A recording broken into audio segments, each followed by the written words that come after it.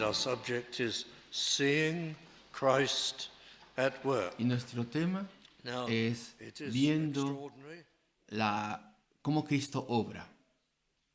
Y es extraordinario que este pasaje sea tan largo. La narrativa del hombre que nació ciego es larga.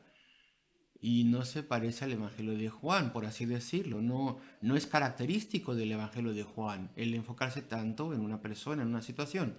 Y entonces sabemos que hay gran importancia en estas cosas que estamos leyendo en este capítulo. El evento del capítulo está relacionado muy de cerca con lo que pasó en el capítulo antes. Mira el último versículo del capítulo 8. Tomaron entonces piedras para arrojárselas, pero Jesús se escondió y salió del templo, y atravesando por en medio de ellos, se fue. Y lo que tenemos aquí es una relación fuerte y obvia. El capítulo, si tú quieres, 9 comienza e interrumpe lo que estamos leyendo, si tú quieres, porque es evidente que los eventos del capítulo 9 siguen inmediatamente después de los eventos del capítulo 8. Entonces hay como una interrupción, si tú quieres. Esos eventos tomaron unos 6 meses antes de la crucifixión de Cristo. Y aquí tenemos entonces la fiesta de los tabernáculos que había terminado. Se había dado esa gran predicación, si tú quieres, a las personas, y los escribas y los fariseos estaban ahí en la corte de las mujeres, había miles de personas ahí, estaban al aire libre, y entonces esa era la zona principal de predicación del templo. Y a medida que Cristo salía, a medida que él cruzaba el patio, si tú quieres, había muchas cosas que estaban pasando en el templo en ese momento, y parece que había fariseos furiosos que tomaron piedras para poder atraparle y sacarle del recinto del templo y para apedrearle en su furia. Pero de alguna forma sus ojos fueron enceguecidos, si tú quieres, porque no podían, por así decirlo, ver dónde estaba su persona, y él de forma calmada, tranquilamente se fue. Y claro, y eso pasó porque todavía no era su tiempo, para que fuese arrestado, para que fuese ejecutado. No era el momento para que aconteciese su muerte y sufrimiento en la cruz del Calvario. Pero a medida que él salía, los discípulos que estaban con él sentían que había habido una gran liberación, estaban preocupados, estaban nerviosos. Y a medida que pasaba entre ellos o caminaba por allí, él vio un hombre ciego de nacimiento. Él le vio. Y sus discípulos inmediatamente tuvieron conciencia de que él estaba mirándole intensamente. Estaba mirando a este hombre que estaba mendigando, este hombre ciego, y tal vez tenía una cierta seña que decía tal vez ciego de nacimiento, o tal vez él mismo lo expresaba de vez en cuando. Y el Señor evidentemente habría sabido todo eso, porque Él tenía conocimiento celestial y divino. El Señor Jesucristo sabía que eran ciegos de nacimiento, pero sus discípulos también lo supieron inmediatamente, y ellos no tenían un conocimiento especial como el que tenía Jesucristo. Así que tiene que haber habido algo que les indicase a los discípulos que Él estaba ciego de nacimiento. Entonces Cristo fijó sus ojos en Él. Y me imagino yo, aunque esto confieso que es mi especulación, me imagino que los discípulos estaban tensos. Pensaron, oh, estamos ansiosos de salir del templo, de este precinto del templo, porque allí había habido 4 intentos para tomar a Cristo, si es que estamos entendiendo bien el capítulo anterior. La posición, pensaban los discípulos, que era una posición muy insegura, un estado muy inseguro. Y aquí parece que Cristo estaba mirando de forma muy intensa a este hombre ciego. Y entonces los discípulos decían, ¿Cristo se va a detener aquí? ¿Va a haber una conmoción aquí otra vez? ¿Cristo va a sanar a este pobre hombre causando una conmoción y todos los que estaban viéndole le iban a aclamar Y me imagino que los discípulos estaban nerviosos pensando, ¿qué irá a pasar? Y yo creo que la pregunta teológica no es que ellos tuvieran que tener otro sentimiento, pero estaban nerviosos ellos. Y dice, al pasar Jesús vio a un hombre ciego de nacimiento. Y yo quiero hacer un primer encabezado. Y el encabezado es la iniciativa que Dios toma en la salvación. Ese es mi primer encabezado, mi primer título. Este hombre ciego no tenía ni idea de que Cristo iba pasando. No había ningún indicio de que él hubiese aclamado pidiendo ayuda, pidiendo sanación, pidiendo la vista. Y de hecho, cuando él es sanado, él no entiende bien, no sabe bien quién es Cristo. Él no tenía tanta luz como otros ciegos y otros que estaban mendigando, de los cuales leemos en otras partes, quienes parece que sabían que será hijo, el hijo de David, el Mesías. Él era el que estaba pasando. Y de hecho, incluso después de que se le diese la vista, tuvo esa gran bendición y todavía no entendía bien que él era el Mesías. Cristo era el Mesías. Tenía que haber entendido que ese era aquel que se hablaba en todo Jerusalén, de quien se hablaba en todo Jerusalén. Pensaba que era solamente un profeta, pero no sabía que era el Mesías. Así que este hombre por completo estaba sin entendimiento. Y entonces esto muestra mucho más la iniciativa que Dios toma en la salvación. Él primero viene y obra. Y lo digo esto brevemente porque todos aquellos que hemos encontrado a Cristo y hemos sido salvos, pues ninguno de nosotros hubiéramos deseado a Dios, nunca hubiéramos deseado escuchar el Evangelio, nunca hubiéramos encontrado la humildad para responder al Evangelio diciendo yo soy ese pecador que necesita ser salvo, que necesita la salvación de Cristo y la nueva vida.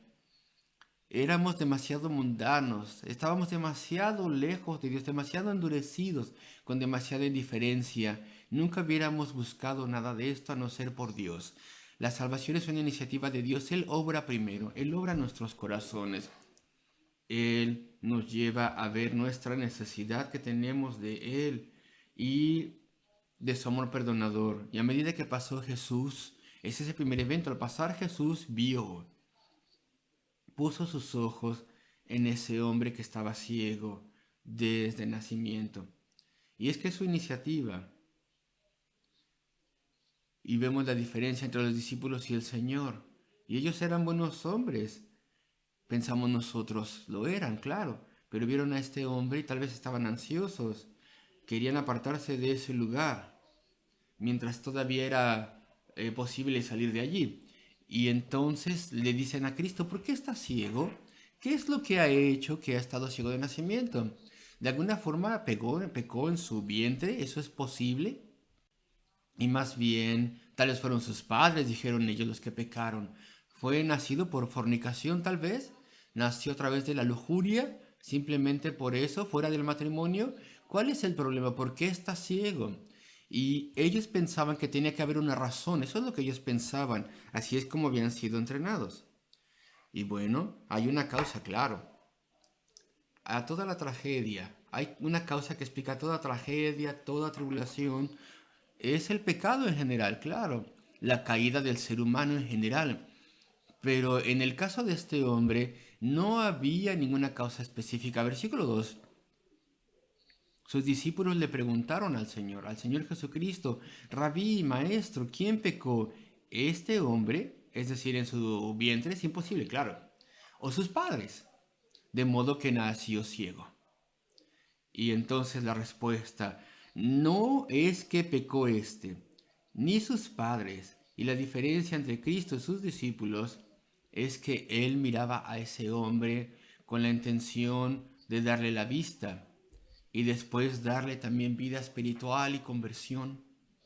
Los discípulos miraban al hombre y pues como un objeto de investigación si tú quieres, preguntando por qué está así, pero el Señor Jesucristo sabía lo que iba a hacer. Entonces, ¿te das cuenta de su soberanía? Ahí vemos cómo Él tiene un conocimiento infinito de todas las cosas, vemos que Él es omnisciente. Cristo sabía lo que Él iba a hacer. El Señor Jesús sabía todo respecto de ese hombre, ya lo sabía. Él sabía cómo lo transformaría, cómo transformaría su vida. Y vemos aquí su omnipotencia, su poder. Vemos aquí los atributos de Dios brillando grandemente en Cristo en cada paso que acontecía de este evento. Mira otra vez el versículo 3. Ahora vamos a un segundo encabezado, si tú quieres, algún segundo título. Y en este momento habría una demostración del poder de Cristo y su amor y su misión. Respondió Jesús, no es que pecó este ni sus padres, sino que para las obras de Dios, para que éstas se manifiesten, esa es la razón por la cual él estaba ciego. Para que las obras de Dios se manifiesten. ¿Te das cuenta que está en plural?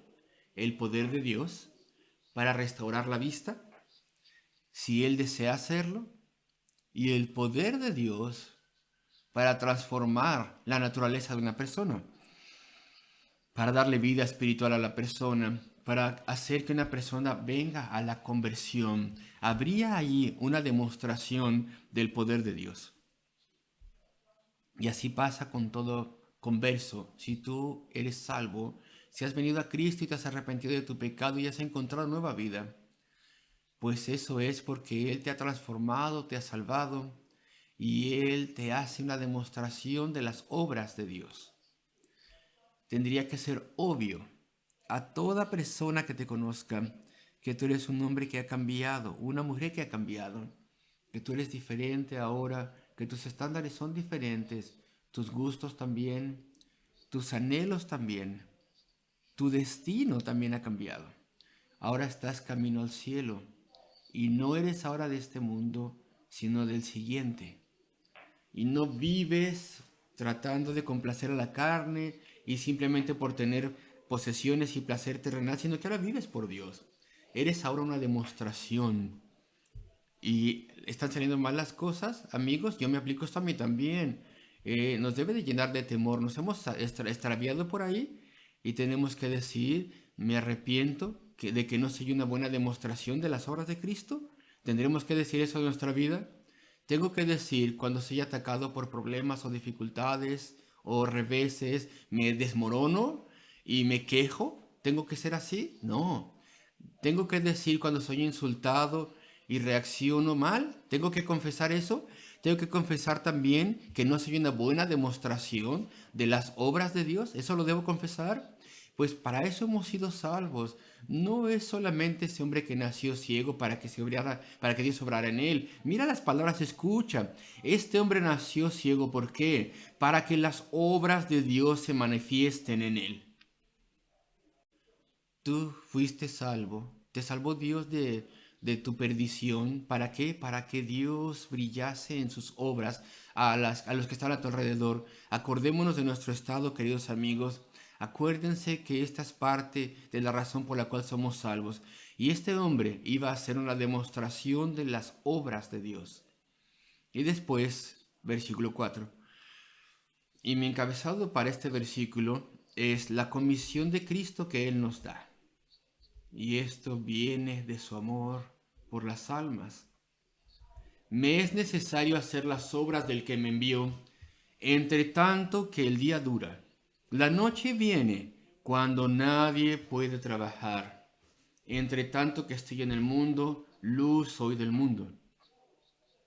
Esto es un enunciado sumamente importante. Y de forma incidental, el versículo 4. Si tú tienes alguna otra versión que no sea la King James en inglés, y la King James tiene una traducción muy hermosa de este pasaje ante nosotros, y tal vez está mejor que cualquier otra traducción, pero en este versículo 4, por alguna razón extraña, pues no es el estándar del cual estamos acostumbrados. Y el inglés hace decir una cosa como yo debo obrar las obras de aquel que me envió, pero el griego dice definitivamente nosotros debemos, y justamente el español en la Reina del 60, en la Reina Valera Antigua, lo dice en singular. Pero la Biblia de las Américas dice nosotros. Esa es una mejor traducción. Nosotros debemos hacer las obras del que me envió. En el griego está en plural, nosotros, no solamente yo, a mí me es necesario, como está en español, no es solamente alguna regla que aplique solamente al Señor, porque Él cuando estaba en la tierra no hacía más que cosas buenas, Él sanaba, demostraba su poder, su misericordia y su obra espiritual, y predicaba el arrepentimiento y la remisión de pecados, y salvaba almas, Él hacía todo eso, pero nosotros también tenemos que hacer las obras del Padre que envió al Hijo, y la comisión es dada a nosotros. Los discípulos poco a poco estaban aprendiendo eso, que no era solamente un asunto de tener un gran privilegio siendo un discípulo de Cristo, sino que un día, cuando Él introdujese el reino, ellos tendrían cargos. Esa es la idea que más o menos estaba en sus mentes, eso es lo que ellos pensaban, y a medida que crecía su fe, ellos iban madurando, iban aprendiendo que las cosas no eran así, iban aprendiendo que ellos iban a ser los apóstoles de Cristo, iban a continuar con la obra a través del poder de Dios después de que Cristo ascendiese al cielo. Esa era una comisión para ti, para ellos, los discípulos. Así como el Padre le había enviado, así también le enviaría a ellos y después de ellos a nosotros. Entonces la Biblia de las Américas tiene la traducción correcta. Lo voy a leer así. Nosotros debemos hacer las obras del que me envió mientras es de día. La noche viene cuando nadie puede trabajar y 6 meses después, en aparente debilidad, él permitiría que fuese arrestado y fuese juzgado de forma errónea e iría a la cruz del Calvario, donde Dios el Padre pondría sobre él los pecados de todos los redimidos, y ahí él, Cristo, sufriría el castigo que ellos tendrían que haber sufrido, y entonces compraría su redención, su salvación, y él sabía que entonces su obra en la tierra sería completa. Y entonces que dijo, me es necesario hacer las obras del que me envió, entre tanto que el día dura. Él sabía también que los discípulos solamente tenían una cantidad de tiempo para obrar en Jerusalén, antes de que el lugar fuera destruido mediante la armada, el ejército romano. En menos de 40 años eso sucedería.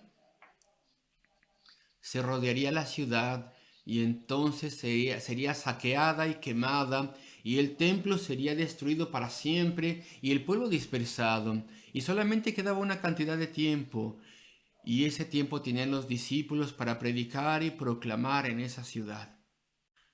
Y después, claro, que ellos serían martirizados también. El periodo de tiempo que tuvieron para predicar a Cristo, para hacerlo conocido, era limitado. Entonces nosotros debemos hacer las obras del que envió al Señor, es decir, producir, obrar salvación. Y mira esta época en la que vivimos hoy en día. ¿Cuánto tiempo nos quedará? ¿Cuánto tiempo Dios nos permitirá obrar en la escuela dominical y traer a los niños y a los jóvenes?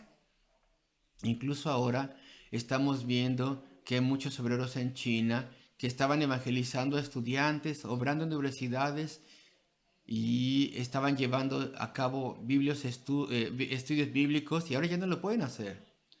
Ahora la orden ha sido dada a todas las universidades a través de China y es una ofensa muy seria hoy en día el permitir en la universidad cualquier reunión religiosa.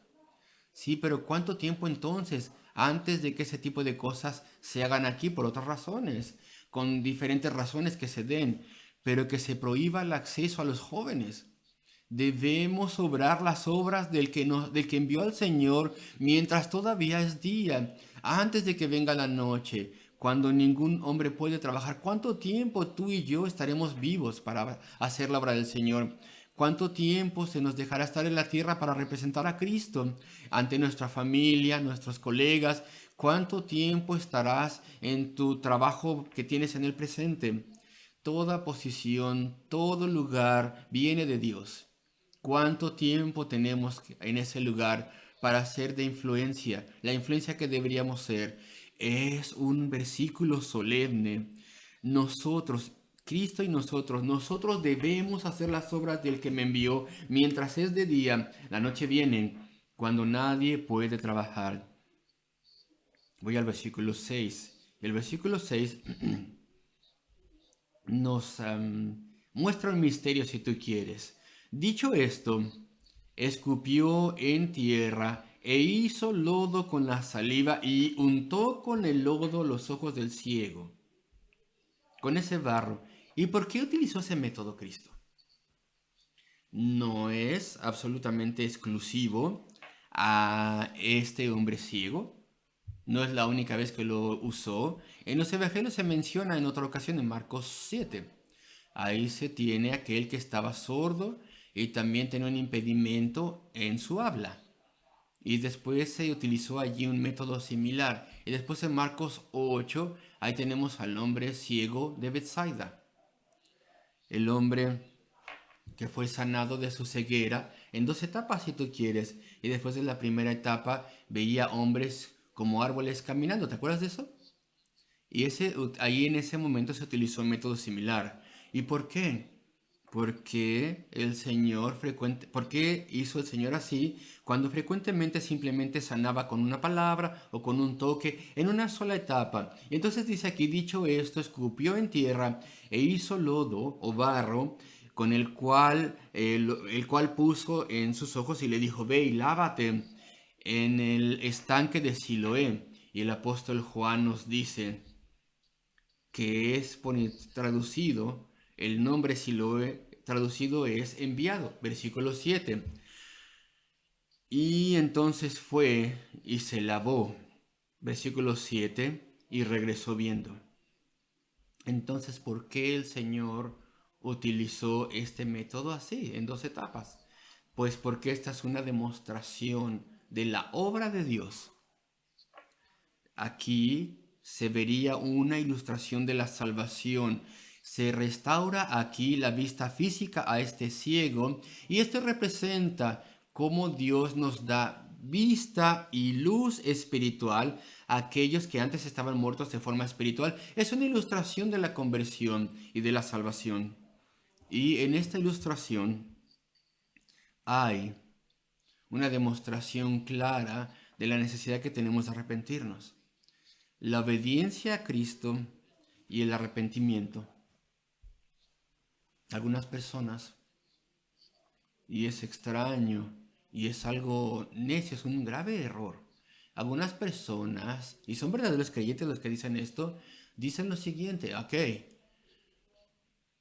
te enfocas demasiado en el arrepentimiento, simplemente hay que creer, solamente dile a las personas que crean. Y ya después agregan otra cosa y dicen, ¿no sabes tú acaso que no hay arrepentimiento en todo el Evangelio de Juan? Es simplemente la fe, cree, ya está. Y claro que sí hay arrepentimiento en el Evangelio de Juan.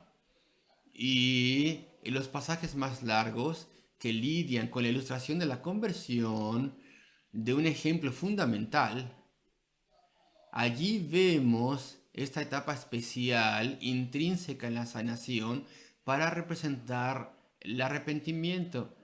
Allí está el lodo en los ciegos, lo cual representa, si tú quieres, toda la culpabilidad y todo el pecado que necesita ser lavado. Y hay que obedecer a Cristo. Y claro, eso representa el arrepentimiento, un arrepentimiento sincero del pecado. Y él fue a ese estanque de Siloé y el lugar es designado, es específico. Tienes que ir a un lugar específico, dijo el Señor. Y el mensaje fue específico también. Y así pasa hoy en día, excepto por la salvación, porque el lugar es la cruz del Calvario y el método es el arrepentimiento. Entonces vamos a la cruz del Calvario con lodo de culpabilidad y pecado. Y eso es lavado mediante el arrepentimiento ante Cristo. Y la fe en su sangre y su sufrimiento y muerte, su muerte redentora para salvarnos. La ilustración no podía ser más sencilla. Al mismo tiempo, la ilustración no podía ser más exacta. Entonces hizo lodo, hizo lodo, y se lo puso en los ojos y le dijo, ve y lávate. Dice, ve a lavarte en el estanque de Siloé, que traducido, que quiere decir enviado. Todo el mundo sabía eso, de hecho. Era el agua de Siloé. que significa enviado. Del ojo que estaba fuera de la ciudad donde nacía esa agua, que había sido desviado unos 700 años antes por el rey Ezequías, a través de un túnel por dentro de la ciudad para poder poderle dar agua de forma secreta a la ciudad cuando fuera sitiada. Se le dio ese nombre, Siloé, que es decir, enviado, lo cual representa una gran bendición de vida y sustento enviado a la ciudad. Y Cristo dice, ve al estanque de Siloé. Y tal vez el hombre ciego no lo entendía inicialmente, pero lo entendería después. Tal vez era demasiado sofisticado para él en ese momento, pero después diría, ¿dónde me envió? Me envió a este lugar donde la gracia y la bendición es enviada, a la cruz del Calvario. Ese es el lugar de la gracia. Ese es el lugar donde la salvación libre y gratuita es enviada a todos los que se arrepienten. Yo no podría merecer toda la bendición de Dios en mi vida. Tiene que ser dada de forma libre. Y hay que recibir esto a través del arrepentimiento, siendo lavados. Y eso es lo que significa aquí. Y eso es lo que él entendió de forma tan perfecta. Lo explica Isaac Watts. A la amada fuente de tu sangre, dice el himno, oh Dios encarnado, ahí voy yo, ahí acudo, ahí permite que sea lavado de mi alma culpable, que sea lavado de grandes crímenes tan sucios. Así que se representa este lavado en el estanque de Siloé. Y entonces él fue, al final del versículo 7, él volvió después viendo. Queridos amigos, prácticamente no te tengo que decir esto, pero él estaba ciego de nacimiento. Él nunca había visto una persona, nunca había visto una casa, nunca había visto un árbol, nunca había visto un animal. Solamente de alguna forma podía imaginar cómo se veían esas cosas. Cualquiera que se hubiera convertido en un ciego después de haber nacido viendo, se hubiera maravillado de volver a ver. Pero alguien que nació ciego, al ver por primera vez, hubiera dicho, nunca supe que una persona se veía así. Habría estado esa persona sobrecogida de maravillamiento. ¿Y sabes qué es muy similar a cuando uno es convertido? Si tú nunca has sido salvo, cuando vienes a Cristo en arrepentimiento de tu pecado y Él abre tus ojos y entonces entiendes cosas, entiendes tanto de forma mucho más clara, por ejemplo, el Evangelio y mi necesidad de perdón y Cristo y lo que Él ha hecho. Y cada vez que leo la Biblia, ahora descubro cosas. Uno se dice a sí mismo así, estas cosas en la salvación. Ahora lo vemos todo con unos nuevos ojos. Así, es así de maravilloso como cuando primero somos salvos, porque la obra que Dios hace es intensa, es extensa, esa obra que Dios hace en nosotros. Y entonces leyendo otra vez aquí el versículo, dice que después se fue, ya no necesitaba a nadie que le ayudase a ir, por ejemplo, a Siloé y bajar por las escaleras. Él fue y volvió. Fue entonces, final del versículo 7, y se lavó y regresó viendo. Y lo primero que parece que hizo es volver a su casa, tal vez. Porque aquí vemos referencia a los vecinos. Y vemos el cambio sorprendente que representaba a ese hombre. Esos ojos muertos ahora estaban vivos. Versículo 8. Entonces los vecinos y los que antes le habían visto que era ciego decían, ¿no es este el que se sentaba y mendigaba? Algunos decían, sí, claro que lo es. Otros decían, yo no estoy seguro, la verdad, que no. Se le parece, sí, pero no es. Pero es que el cambio, es maravilloso eso.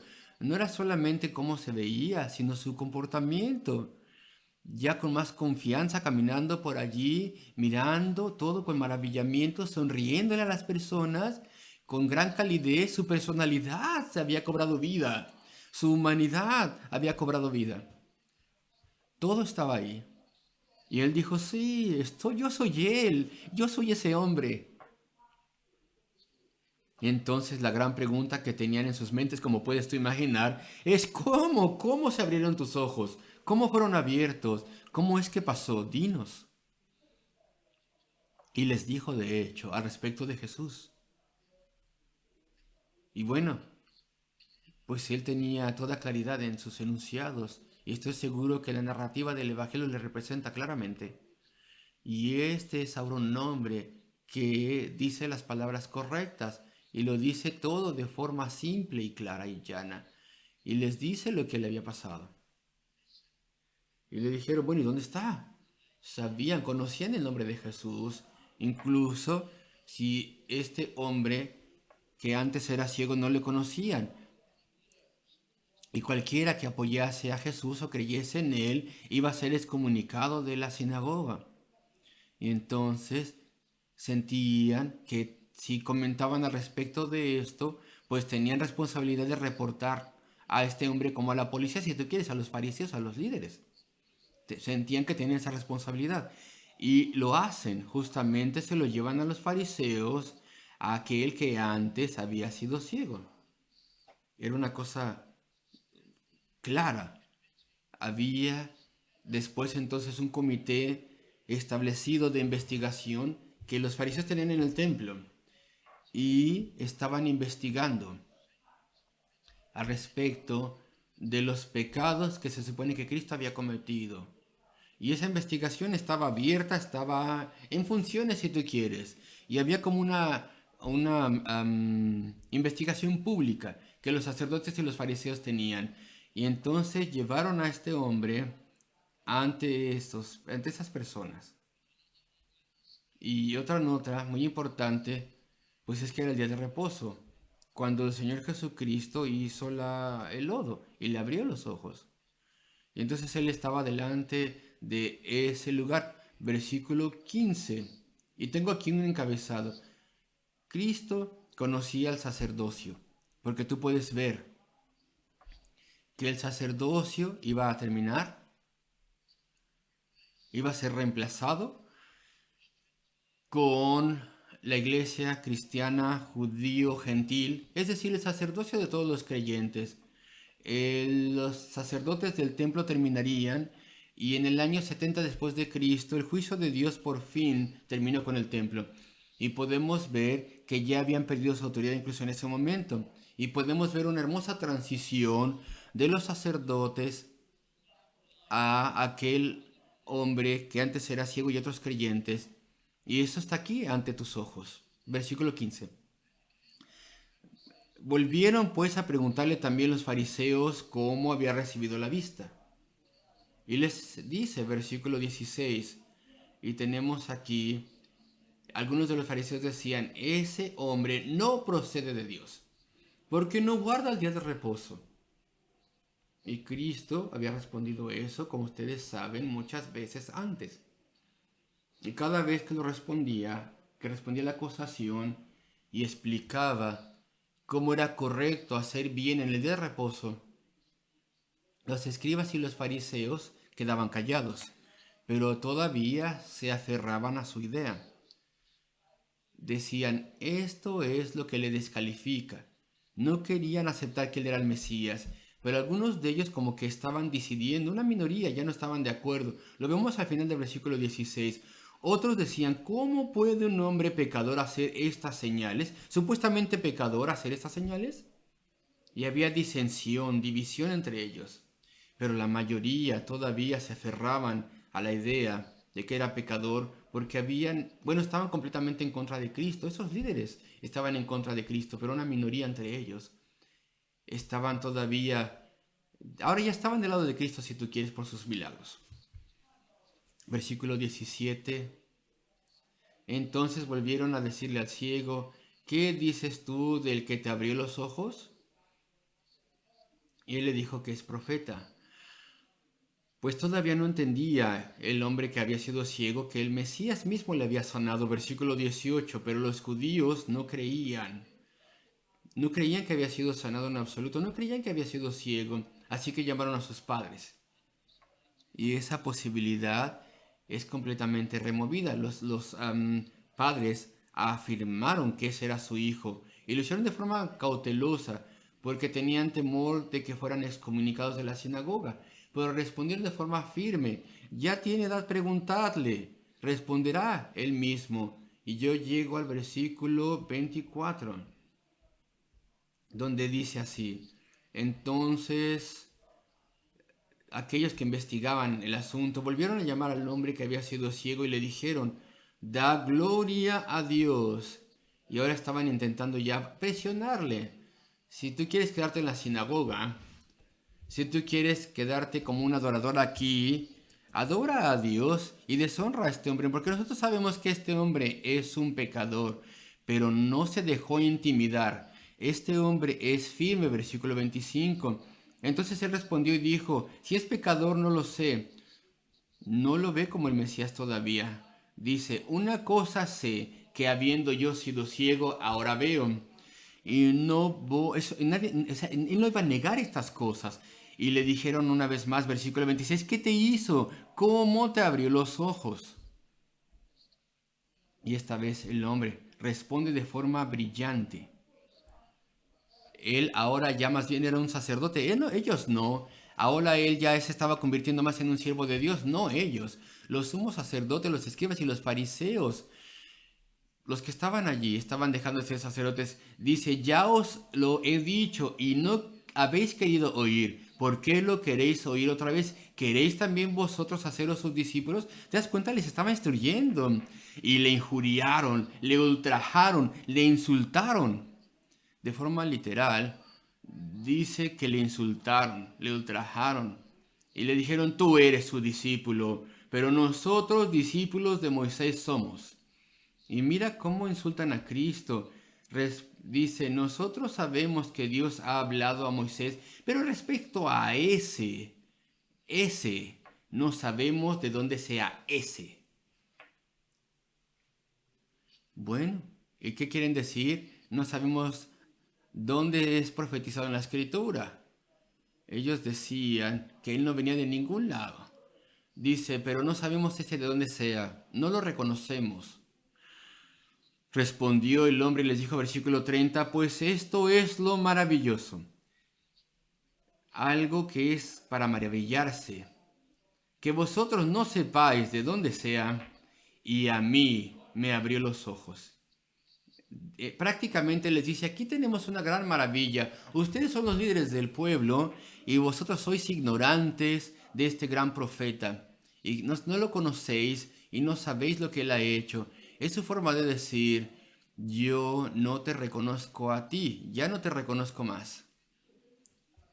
Como sacerdote, claro. Y sabemos que Dios no oye a los pecadores, pero si alguno es temeroso de Dios y hace su voluntad, a ese oye. Versículo 31. Desde el principio del mundo no se ha oído decir que alguno abriese los ojos a uno que nació ciego. Y eso era verdad en ese entonces. Si ese hombre no viniera de Dios, nada podría hacer. Y entonces te das cuenta, el que era ciego les instruye. Te das cuenta, se les estaba escapando el sacerdocio, ya se estaba colapsando, ya estaba siendo retirado. Y el sacerdocio de todos los creyentes estaba siendo instaurado, la luz y el entendimiento para los creyentes. Eso estaba empezando a tomar lugar. Y le respondieron, le dijeron, versículo 34, tú naciste del todo en pecado y nos enseñas a nosotros. Y eso es exactamente lo que estaba pasando. Y le expulsaron, le echaron fuera por fin. Versículo 35. Oyó Jesús que le habían expulsado y hallándole, él sabía exactamente dónde estaba, porque él era el Hijo de Dios, acuérdense, él podía verle con los ojos de su mente, podía ver dónde estaba ese hombre que había sido ciego. Le dijo al Señor Jesucristo, le preguntó, mira al final del versículo 35, ¿crees tú en el Hijo de Dios?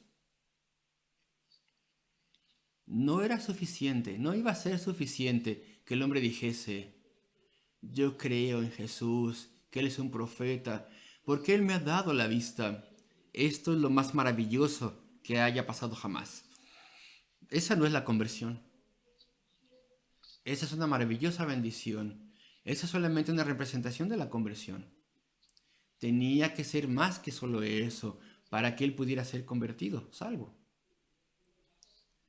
¿Crees tú en el Hijo de Dios?, le pregunta Cristo. ¿Crees tú que Cristo Jesús es el eterno Hijo de Dios, quien es igual al Padre, quien vino para comprar la salvación por pecadores? ¿Tú crees en Él y crees que es Dios? Si tú crees que Él es Dios, entonces le obedecerás, harás su voluntad. ¿Crees tú en el Hijo de Dios? Y le respondió: ¿quién es, Señor, para que crea en Él? Yo creeré en Él. Si tan solo supiese quién es. Y mira cómo lidia Cristo con él, versículo 37. Es como un maestro de escuela, mira, con un niño muy pequeñito que le está enseñando. Y él es tan gentil. Y le dice, en el versículo 37, voy a ampliar un poquito lo que dice, ¿de acuerdo? Piensa, hijo mío, lo estoy amplificando. Piensa, hijo mío. Solamente piensa un poco. ¿Le has visto? ¿Ah, sí lo he visto?, pensó el hombre. Claro, claro lo has visto. Has hablado con él. Es aquel que está hablando contigo ahora. De una forma muy gentil, abrió su entendimiento y el hombre dijo: claro, claro que sí. ¡Qué necio he sido! Claro que sí. Señor, tú eres el eterno Hijo del Dios vivo. Tú eres el Mesías, a través de quien todas las cosas fueron hechas. Claro. ¿Por qué no lo vi antes? Eso es lo que está pasando aquí, amados amigos, en el versículo 37. Y el hombre, y sus ojos espirituales fueron abiertos y dijo: Señor, creo. Y le adoró. Versículo 38. Eso es esencial para la salvación. Algunas veces alguien profesa a Cristo de una forma errónea. Creo en Cristo, dicen ellos. He venido a Cristo. Pero sus vidas no han cambiado.